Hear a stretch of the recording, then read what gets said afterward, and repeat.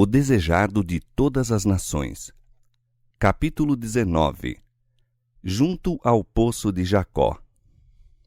De caminho para a Galiléia, passou Jesus por Samaria. Era meio-dia quando chegou ao belo vale de Siquém. À entrada desse vale, achava-se o poço de Jacó. Fatigado da jornada, sentou-se ali para descansar enquanto os discípulos iam à cidade comprar alimento. Judeus e samaritanos eram acérrimos inimigos, evitando tanto quanto possível todo trato uns com os outros. Negociar com os samaritanos, em caso de necessidade, era na verdade reputado lícito pelos rabis.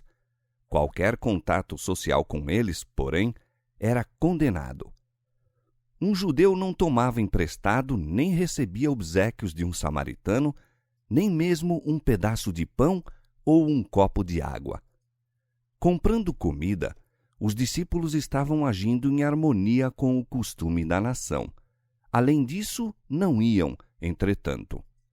Pedir um favor de um samaritano ou buscar por qualquer maneira beneficiá-lo não entrava nas cogitações nem mesmo dos discípulos de Cristo. Ao sentar-se à beira do poço, Jesus desfalecia de fome e de sede. Longa fora a jornada desde a manhã e agora dardejavam sobre ele os raios do sol de meio-dia.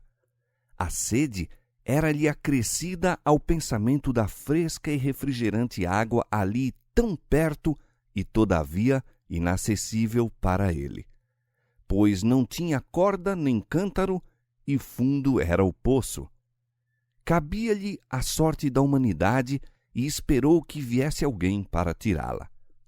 Aproximou-se uma mulher de Samaria e, como inconsciente da presença dele, encheu de água o cântaro. Ao voltar-se para ir embora, Jesus lhe pediu de beber. Um favor como esse, nenhum oriental recusaria. No Oriente, a água era chamada o dom de Deus. Dar de beber a um sedento viandante era considerado tão sagrado dever que os árabes do deserto se desviariam do caminho a fim de o cumprir. O ódio existente entre judeus e samaritanos impedia a mulher de oferecer um obséquio a Jesus. O Salvador, porém, buscava a chave para esse coração e, com o tato nascido do divino amor, pediu, não ofereceu um favor. O oferecimento de uma gentileza poderia haver sido rejeitado. A confiança, no entanto, desperta confiança. O Rei do Céu chegou a essa desprezada alma pedindo um serviço de suas mãos. Aquele que fizera o oceano, que rege as águas do grande abismo e abre as fontes e rios da terra, repousou de sua fadiga junto ao poço de Jacó e esteve na dependência da bondade de uma estranha até quanto a dádiva de um pouco de água. A mulher viu que Jesus era judeu.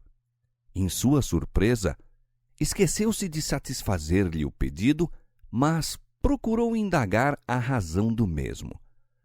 Como é, disse ela, que sendo tu judeu, me pedes de beber a mim, que sou mulher samaritana?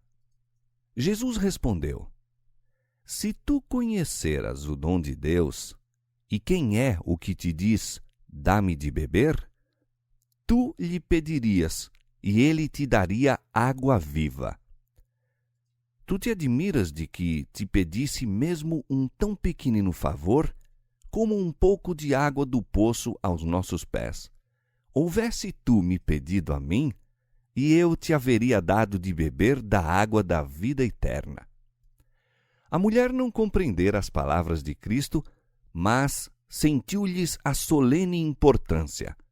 Sua atitude leve, gracejadora, começou a mudar. Supondo que Jesus falasse do poço que lhes estava em frente, disse: Senhor, tu não tens com o que atirar, e o poço é fundo. Onde, pois, tens a água viva? És tu maior que o nosso pai Jacó, que nos deu o poço, bebendo ele próprio dele? ela via diante de si apenas um sedento viajante, exausto e poento. Comparou-o em seu espírito com o honrado patriarca Jacó.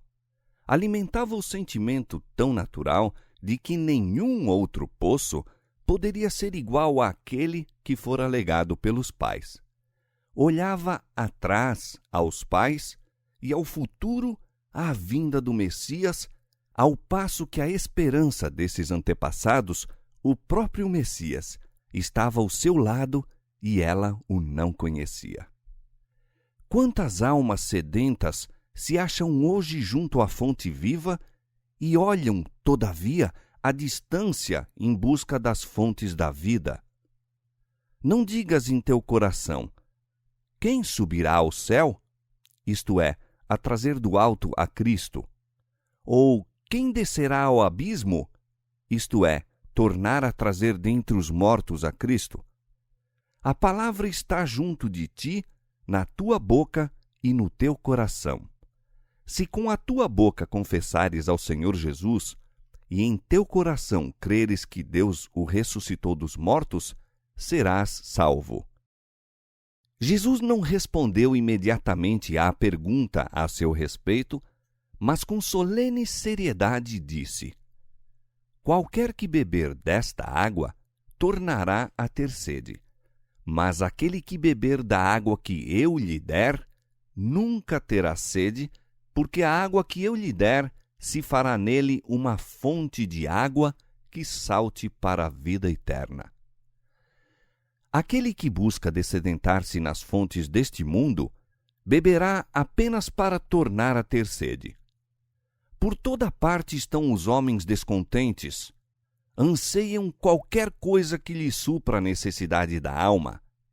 Unicamente um lhes pode satisfazer essa necessidade. O que o mundo necessita é o desejado de todas as nações, é Cristo. A divina graça que só Ele pode comunicar é uma água viva, purificadora, refrigerante e revigoradora da alma.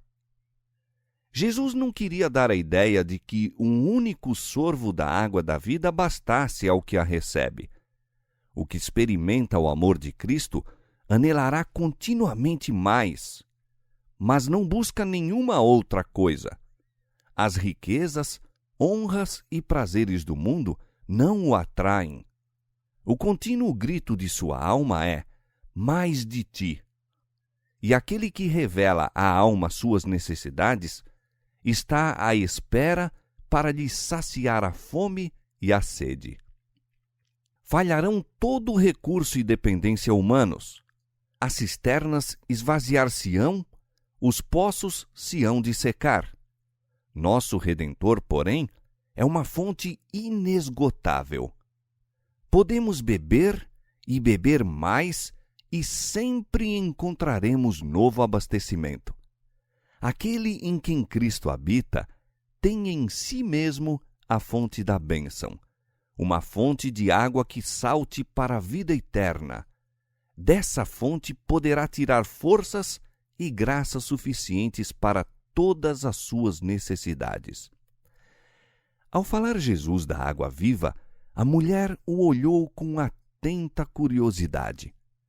Ele lhe despertara o interesse e incitara o desejo de receber o dom de que falava.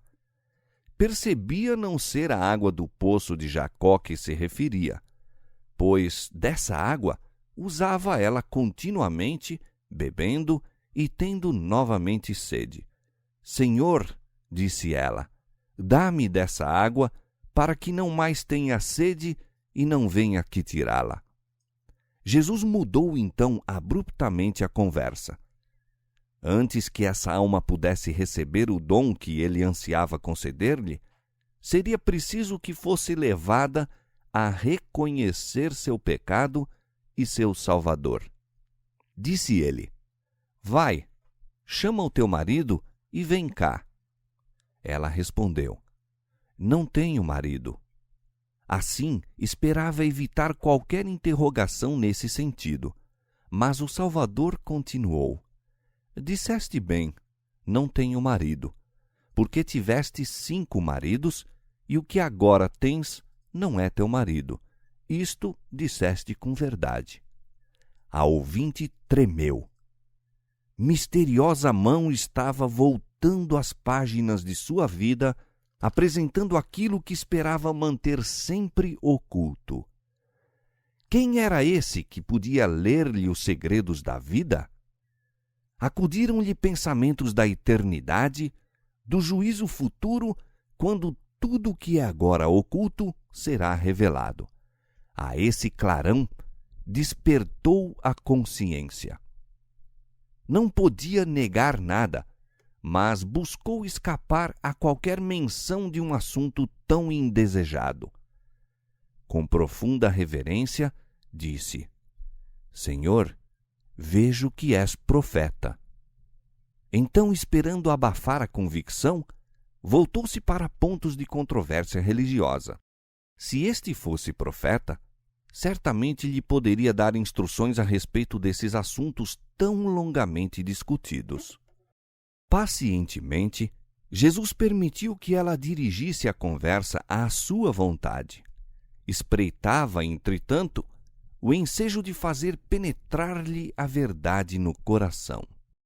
Nossos pais adoraram neste monte, disse ela, e vós dizeis que é em Jerusalém o lugar onde se deve adorar. Achava-se mesmo à vista o monte Gerizim. Seu templo estava demolido e só o altar restava. O lugar de culto havia sido motivo de rivalidade entre judeus e samaritanos. Alguns dos ancestrais dos últimos pertenceram outrora a Israel. Devido a seus pecados, porém, o Senhor permitira que fossem subjugados por uma nação idólatra. Durante muitas gerações, haviam estado misturados com adoradores de ídolos, cuja religião lhes contaminara gradualmente a sua.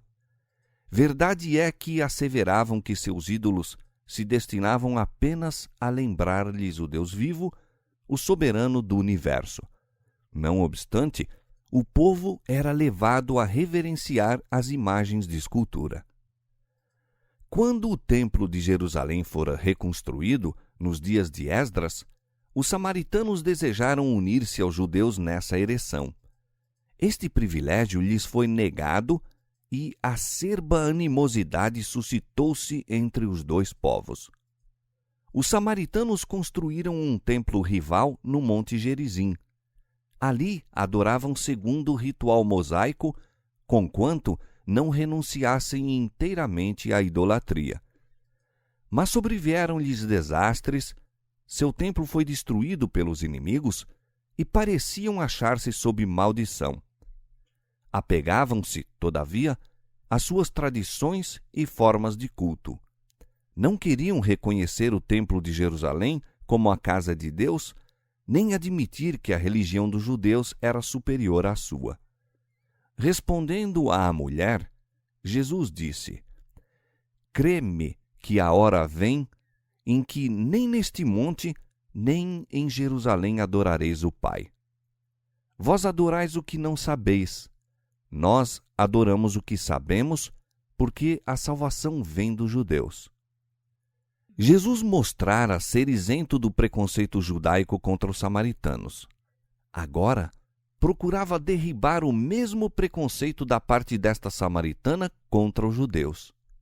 Ao mesmo tempo que aludia à corrupção da fé dos samaritanos pela idolatria, declarou que as grandes verdades da redenção haviam sido confiadas aos judeus e que dentre eles devia aparecer o Messias. Nos Sagrados Escritos tinham clara apresentação do caráter de Deus e dos princípios de seu governo. Jesus se colocou juntamente com os judeus como sendo aqueles a quem o Senhor outorgara conhecimento a seu respeito. Era seu desejo erguer os pensamentos de sua ouvinte acima de questões de formas, cerimônias e controvérsias. A hora vem, disse, e agora é, em que os verdadeiros adoradores adorarão o Pai em espírito e em verdade, porque o Pai procura a tais que assim o adorem. Deus é espírito, e importa que os que o adorem em espírito e em verdade. Aí se declara a mesma verdade que Jesus expusera a Nicodemos quando disse: aquele que não nascer de novo, de cima, diz outra versão, não pode ver o reino de Deus. Não por procurar um monte santo ou um templo sagrado, são os homens postos em comunhão com o céu. Religião não é limitar-se a formas e cerimônias exteriores. A religião que vem de Deus é a única que leva a Ele. Para o servirmos devidamente, é mister nascermos do Divino Espírito. Isso purificará o coração e renovará a mente, dando-nos nova capacidade para conhecer e amar a Deus. Comunicar-nos-á voluntária obediência a todos os seus reclamos. Esse é o verdadeiro culto. É o fruto da operação do Espírito Santo.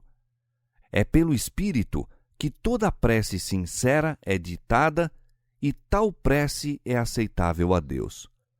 Onde quer que a alma se dilate em busca de Deus, aí é manifesta a obra do Espírito e Deus se revelará a essa alma. A tais adoradores ele busca, espera recebê-los e torná-los seus filhos e filhas. Enquanto a mulher falava com Jesus, foi impressionada por suas palavras. Nunca ouvira esses sentimentos expressos por parte dos sacerdotes de seu povo ou dos judeus. Ao ser-lhe exposta sua vida passada, tornara-se cônscia de sua grande necessidade. Percebera a sede de sua alma que as águas do poço de Sicar jamais poderiam saciar. Coisa alguma de tudo com que estivera em contato até então a despertara para a mais elevada necessidade. Jesus a convencera de que lia os segredos de sua vida. Sentiu, entretanto, que ele era seu amigo, compadecendo-se dela e amando-a. Se bem que a própria pureza que dele emanava lhe condenasse o pecado, não proferia palavra alguma de acusação, mas falara de sua graça que lhe podia renovar a alma. Nela se começou a formar a convicção acerca de seu caráter. Surgiu-lhe no espírito a indagação. Não poderia este ser o tão longamente esperado Messias? Disse-lhe: eu sei que o Messias, que se chama o Cristo, vem. Quando ele vier, nos anunciará tudo. Jesus respondeu: eu o sou, eu que falo contigo. Ao ouvir a mulher estas palavras, a fé brotou-lhe no coração. Aceitou a maravilhosa comunicação dos lábios do Divino Mestre. Essa mulher encontrava-se em disposição de espírito capaz de apreciar. Estava pronta para receber a mais excelente revelação, pois interessava-se nas Escrituras e o Espírito Santo lhe estivera preparando a mente para a recepção de maior luz. Estudara a promessa do Velho Testamento. O Senhor teu Deus te despertará um profeta do meio de ti e de teus irmãos, como eu. A ele ouvireis. Anelava compreender esta profecia. A luz já lhe estava fulgindo no espírito. A água da vida, a vida espiritual que Cristo dá a toda alma sedenta, começara a brotar-lhe no coração. O Espírito do Senhor trabalhava nela. A positiva declaração de Cristo a essa mulher não podia ter sido feita aos fariseus, cheios de justiça própria. Era muito mais reservado quando falava com eles.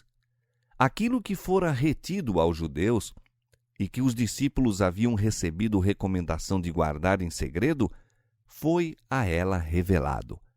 Jesus viu que ela empregaria seu conhecimento em levar outros a partilhar de sua graça. Ao voltarem os discípulos de seu mandado, ficaram surpreendidos de encontrar o mestre falando com a mulher. Não tomara o refrigerante sorvo que desejara, nem se deteve para comer o alimento trazido pelos discípulos. Havendo-se retirado a mulher, insistiram em que comesse. Viram-no silencioso, absorto, como em estática meditação. O semblante irradiava-lhe e temeram interromper sua comunhão com o céu. Sabiam, no entanto, que estava desfalecido e fatigado e julgaram seu dever lembrar-lhe sua necessidade física. Jesus lhes reconheceu o amorável interesse e disse: Uma comida tenho para comer que vós não conheceis. Os discípulos cogitaram quem lhe poderia ter trazido alimento. Ele, porém, explicou: A minha comida é fazer a vontade daquele que me enviou e realizar a sua obra. Como suas palavras à mulher lhe houvessem despertado a consciência, Jesus regozijou-se. Viu-a bebendo a água da vida e sua própria fome e sede foram mitigadas.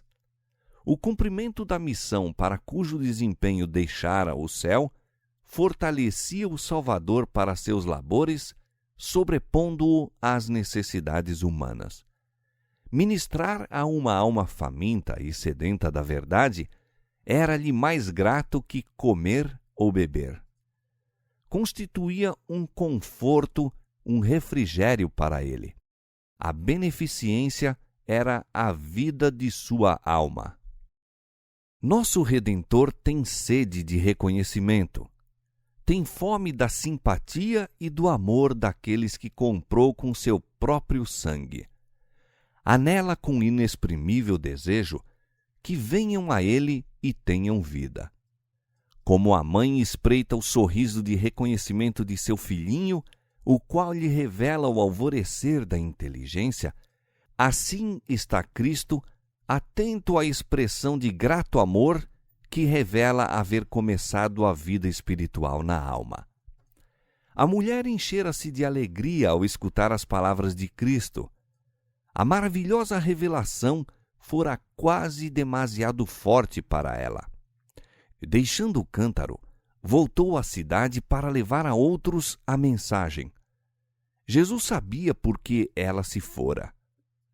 O cântaro esquecido revelava eloquentemente o efeito de suas palavras. O veemente desejo de sua alma era obter a água da vida, e olvidou seu objetivo em ir ao poço, esquecendo a sede do Salvador que se propusera satisfazer. Coração transbordante de alegria, apressou-se em ir comunicar a outros a preciosa luz que recebera. Vinde, vede um homem que me disse tudo quanto tenho feito, disse ela aos homens da cidade. Porventura não é este o Cristo?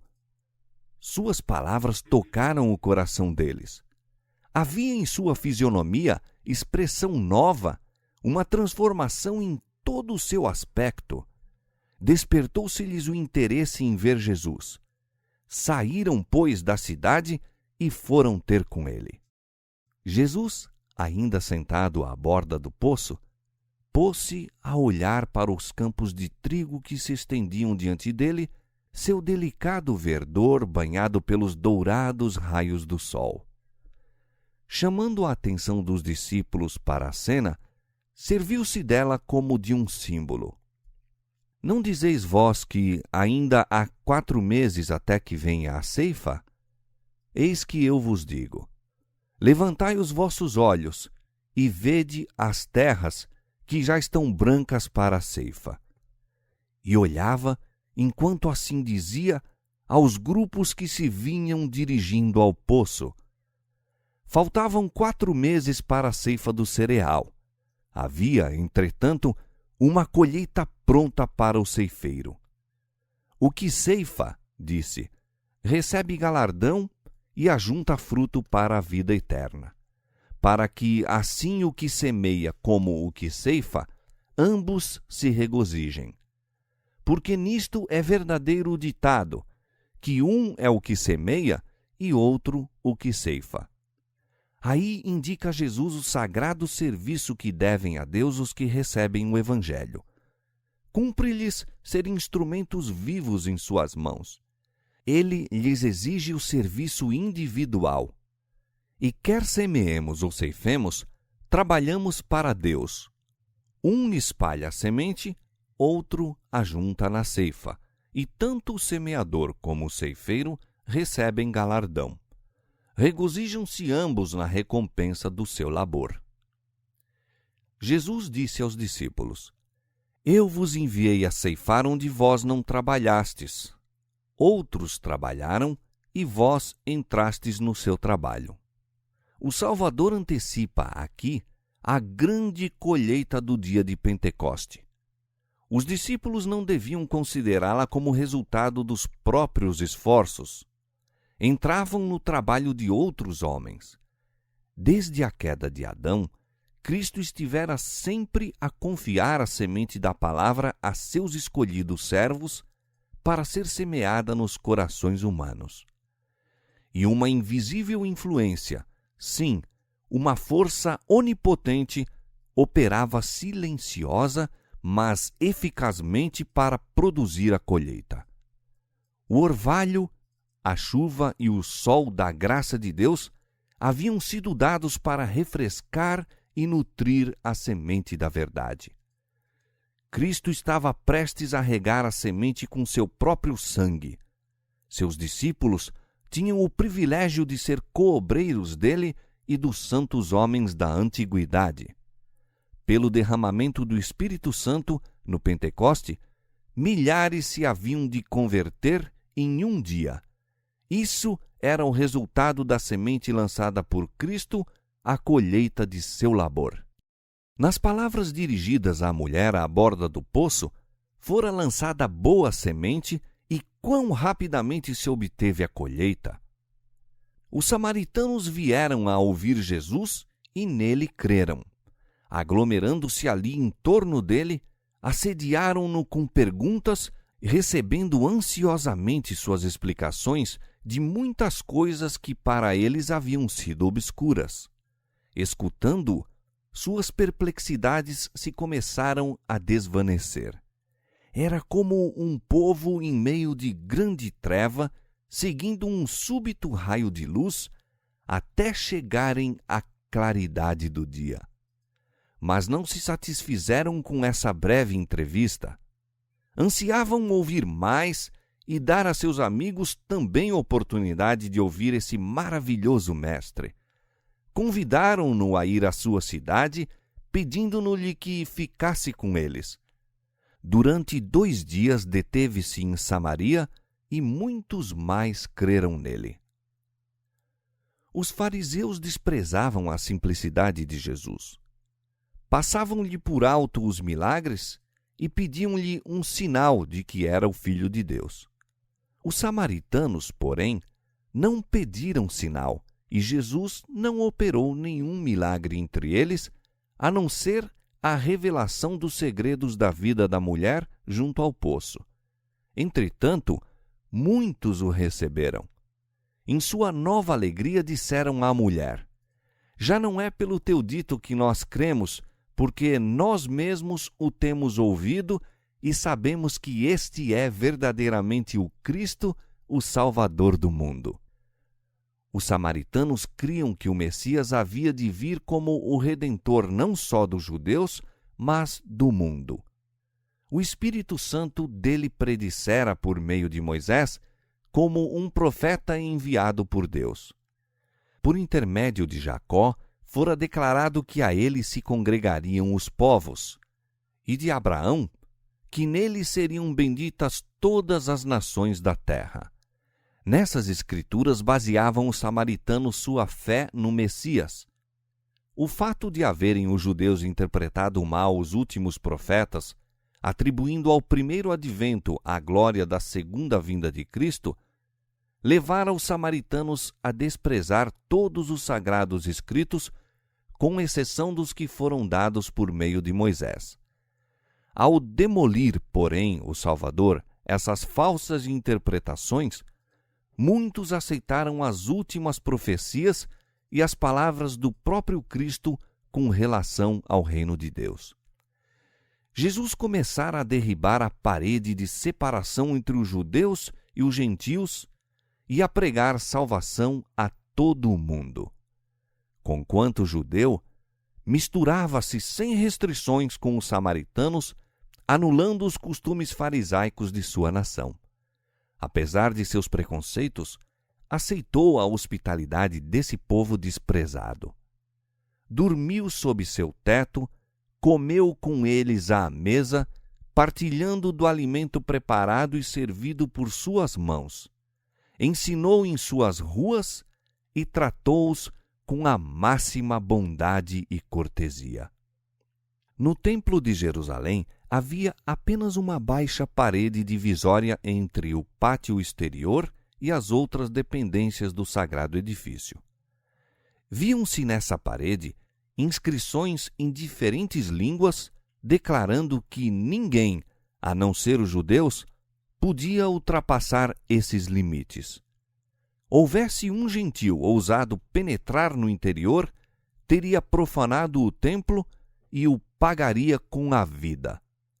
Mas Jesus, o originador do templo e de seu serviço, atraía a si os gentios pelo laço da simpatia humana, ao passo que sua divina graça lhes trazia a salvação que os judeus rejeitavam. A permanência de Jesus em Samaria destinava-se a ser uma bênção para os discípulos, ainda sob a influência do fanatismo judaico. Julgavam que, para serem leais à sua nação, era preciso que nutrissem inimizade contra os samaritanos. Admiravam-se da conduta de Jesus. Não se podiam recusar a seguir-lhe o exemplo e, durante os 2 dias passados em Samaria, a fidelidade para com ele lhes manteve em sujeição os preconceitos. Todavia, no coração, continuavam irreconciliados. Foram tardios em aprender que seu desprezo e ódio devia dar lugar à piedade e à simpatia. Após a ascensão do Senhor, porém, suas lições foram recordadas por eles, assumindo novo significado. Depois do derramamento do Espírito Santo, relembraram o olhar do Salvador, suas palavras, o respeito e a ternura de seu trato para com esses desprezados estrangeiros. Quando Pedro foi pregar em Samaria, pôs em seu trabalho o mesmo espírito. Quando João foi chamado a Éfeso e a Esmirna, lembrou-se do incidente de Siquém e encheu-se de gratidão para com o Divino Mestre, que, prevendo as dificuldades que haviam de enfrentar, lhes proporcionara auxílio com seu próprio exemplo. O Salvador continua ainda a fazer a mesma obra que realizou quando ofereceu água da vida à mulher de Samaria. Os que se chamam seus seguidores podem desprezar e evitar os párias da sociedade. Circunstância alguma de nascimento ou nacionalidade, porém, nenhuma condição de vida pode desviar seu amor dos filhos dos homens. A toda alma, embora pecadora, Jesus diz: se me pedisses, eu te daria água viva. O convite evangélico não deve ser amesquinhado e apresentado apenas a uns poucos escolhidos que, supomos, nos farão honra caso o aceitem. A mensagem deve ser dada a todos. Onde quer que haja corações abertos para receber a verdade, Cristo está pronto a instruí-los. Revela-lhes o Pai e o culto aceitável àquele que lê os corações. Para esses, não emprega nenhuma parábola. Como à mulher junto ao poço, ele diz: eu sou, eu que falo contigo. Quando Jesus se sentou para descansar à beira do poço de Jacó, havia chegado da Judéia, onde seu ministério pouco fruto produzira. Fora rejeitado pelos sacerdotes e rabis, e os próprios que professavam ser seus discípulos deixaram de perceber-lhe o divino caráter. Achava-se desfalecido e fatigado.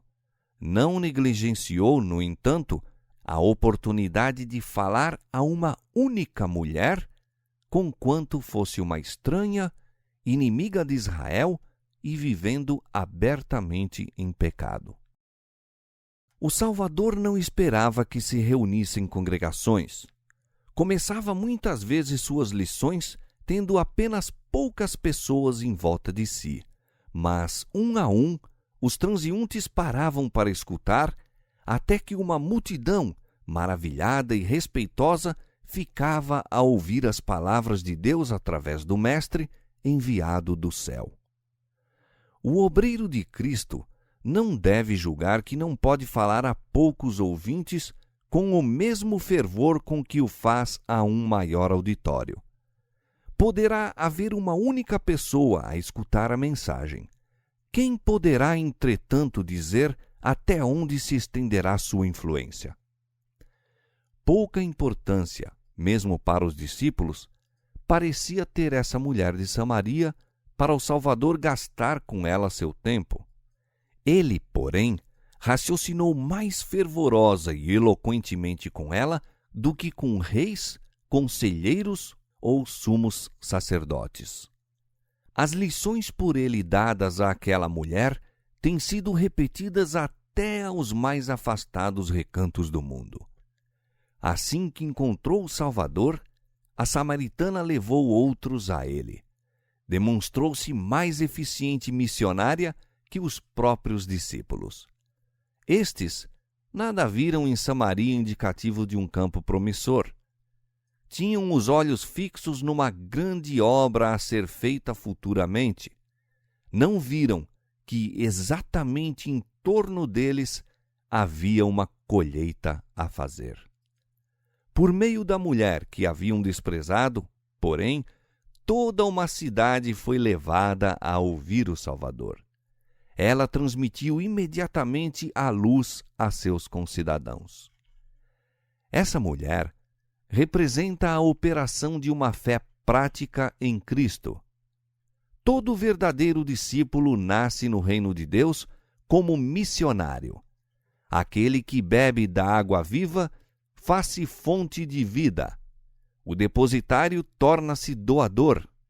A graça de Cristo na alma é uma vertente no deserto, fluindo para refrigério de todos e tornando os que estão prestes a perecer ansiosos de beber da água da vida.